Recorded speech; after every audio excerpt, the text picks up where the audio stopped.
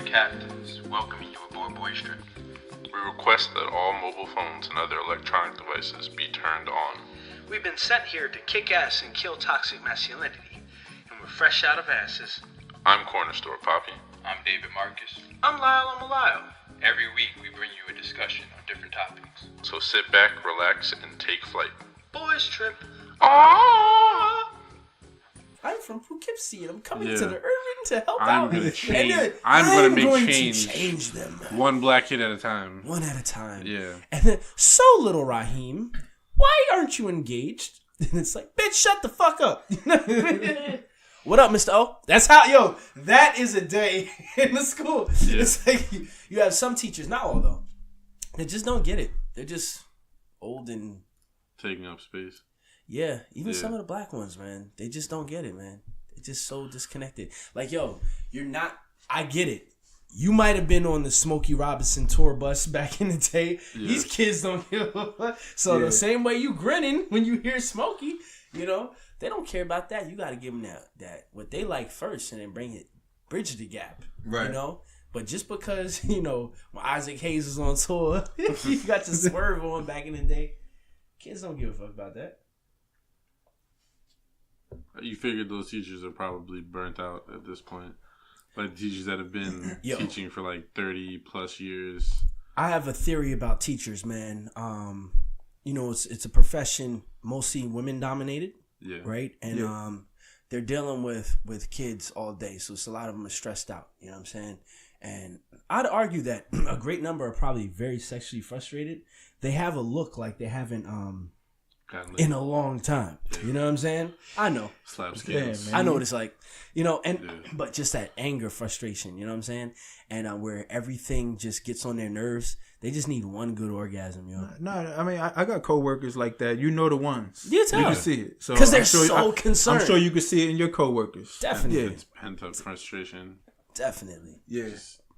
You need to slap some skins. You just haven't gotten to because too easily irritated. Yeah. Too easily irritated. What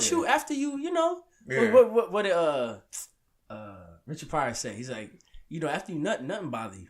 You know what I'm saying? Like, it's all right. Yeah. Oh, he always walking fast in the hallway. Oh, this one always talking loud. Oh, this one. Why the fuck? Yeah, relax. They kids. Chill out. They kids. Why do you come to teach kids if all kid behavior makes you angry? Makes you angry, yeah. Like all of it. And I'm not talking about the ignorant shit. I'm talking about just regular stuff like, he didn't raise his hand or he ran instead of walking down the hall. Like that's what kids do. Yeah. I don't know though. My best teacher growing up was a former nun. I don't know if that carried over to nun? Yeah, like she was a nun before she became a teacher. I don't know if she started like slapping skins after she finished her nunly duties. But wait, did she hit you? Absolutely not. Okay. No. Okay. No, we were cool. But I don't know if that was a influence on her teaching, but that was probably one of the better teachers that I had, and she made it well known that she was a former nun. I don't know if that was to say that she, was getting it popping after that, but former. She said former. Former nun, yeah. And then she did the basic instinct cross her legs thing. Former nun. I was 8 years old. I wasn't paying. If she grew up real religious, sometimes people that grow up like I don't know if obviously she didn't grow up a nun, but if it was like super religious, sometimes they go crazy when they get those are the super freaks. Yeah. Absolutely. So she might have I used to be scared of it. Yeah, absolutely. She might have been in that phase. Yeah. I can see that. Well, I don't want to see that, but I understand what you're saying. And it's like, too, she got to go out into the world and get it popping, too, because the priest ain't looking at her. Nah. She ain't no altar boy. Nah. What can she do for him? that was problematic. Priest was looking at y'all. Priest, yeah. Shit, when the Boy Scouts, when they walk by the monastery. Yeah, all right, man. They be in there sweating like, those are the thoughts of Lyle on Lyle. Yeah, fuck the Catholic Church. What?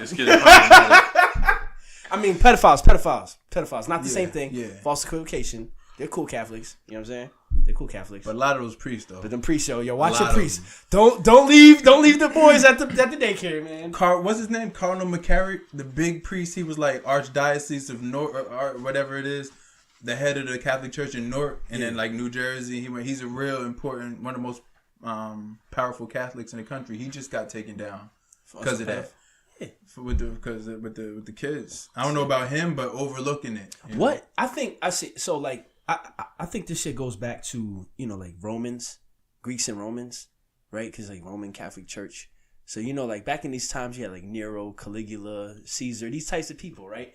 And you had the fraternities, Pegging and each you know, other. they're fucking each other up the ass, you know, and you know, not just like in like a homosexual love way, but like in a power way too. You know what I'm saying? So like dominance. For dominance, that's different than like a loving relationship. Caligula would he had a pool, man. He had like an Olympic sized pool. He fucked kids up the ass. You know, he wants your firstborn. That was his thing, and then this on Wikipedia and stuff. Like, look it up, yo. I'm Caligula. Look up Caligula. Stuck in this for like an hour. That sounds wild. Look, yo, I was watching that. Not like. Yeah. You be studying the nah, but it just sounds crazy. Like when you read that fascinating, like it's fascinating, even if it's fucked up. Yeah, he would rape like other senators and stuff in the Senate and shit. Yeah, you told me about that. And like just like on some dirt, just how like some fraternities go through hazing. It's like, now that I got this on you. That's crazy and you fascinating. Know, the Skull and Bones, you know, at Yale. Yeah. The George Bush part of. It's on High Street. I've been to the tomb, yo. I haven't been inside, but I've been to it. And they have like weird naked mud wrestling rituals where the older brothers piss on them, and it's like now they hold this thing over you. You know what I mean? Yeah. I think with the Catholic Church, I think a lot of those priests and higher ups are just practicing the same way they did back in the day. Socrates and Plato, you know, Aristotle. You know, these guys saw enlightenment in the butthole of a child. You know, a young male child. You know, that was the highest form of intimacy, right? So, and not like in a again, not in a loving. You know what I'm saying? This is like a woman is less than, you know. And a dominance powerful in a way. A dominance way. You know? So the highest level of intimacy, which, you know, can't be in their eyes, right? Yeah. Couldn't be achieved with a woman because women were like second class. So it had to be with another man, but then a younger man, a more innocent man who hadn't been tainted, and you know, so they would study philosophy and fuck him in the ass afterwards. It's an interesting day of school. I mean, so that I think that same thing. It's like muscle memory. So you're an older man, you know, creaking Roman. Well, I think, I'm not coming up with any excuses. No, I think too though. Also, you find a bunch of men who are willing to go their whole lives not getting married. Like you take a pool of those sorts of people. Some of them are okay with not getting married because they're probably not really into women. Like that's probably Okay. And then like also they get to be around boys just like so many. I'm not trying to like defame puppeteers and stuff, but like the Elmo guy, right? He ever since he was a kid, the black dude that did Elmo for the longest time, even when he was like 19, he loved doing kids parties and stuff like that. Like he loved just being a puppeteer. You find out he's a pedophile. He put himself, So he put himself in those situations because he liked the kids. And it's like, oh, I just love the kids. Like people accuse Michael Jackson of. So it's like, I love the kids and I'm going to put myself around them. But also you love the kids. Oh my God. And like the way you shouldn't. Elmo? So the Elmo dude. So Damn. like people put themselves in that situation. So if someone likes kids, if I'm a priest, I'll be around kids. Or if I'm willing not to have a wife, I might, it might be a reason. I'm not into women. My child is never allowed to play with Tickle Me Elmo. We're crossing that one off the list. That's a no-go. I didn't even know that. Yeah. He was celebrated. He has a good documentary about him and everything. But like as soon as he came out as gay years later. Which he's gay. But then it came out that he was also messing around with kids, and he admitted it. And like all of a sudden, you can't really read about it. I mean, he's not celebrated anymore. That's crazy. Yo, imagine if that situation were to happen to. Well, I mean, he's deceased now, but Mr. Rogers. Yo, sometimes I see people write little slander about him like that. That would hurt my heart. I don't know how. I don't think I can recover from that. I was listening to a podcast one day, and someone joked that he was like that. But so in my mind, I thought news came out that said Mr. Rogers was like that, and it destroyed me for the 15-20 seconds it took for me to look it up and find it wasn't true. Like, because, that would hurt. Man. You have to do research on that one. Rogers was that guy. Yeah, like you seen his speech in front of Congress and stuff. Like he really cared. Yeah. Like It was always a beautiful day in the neighborhood. So knock on wood, never learn that about Mr. Rogers. Damn. I don't know though. The "Won't You Be Mine" that might have been problematic. That would be problematic today. What? It's a beautiful day in the neighborhood. Won't you be mine? Ooh. Oh shit. What's good, my neighbor? You see, Get a pop in my neighbor. He could have been plotting this whole time. Damn. So it could be a anthem for gentrification, right? If you think about it. I would much prefer that it's that than what we were just talking about. Would you be mine? Yeah, I'm good. I'm good with him trying to gentrify these streets, but if Mr. Rogers approached me like that, we'd have beef. Like that's a no, bro. Yo, he's going next level. Like, what is the racial composition of Mr. Rogers' neighborhood? Yeah, I mean, I was thinking about that. You know, some very colorful characters. There are, but like we never see when they zoom out. You see the streets. You don't see anybody. Oh shit! Everybody got locked up. Yo, they did a sweep.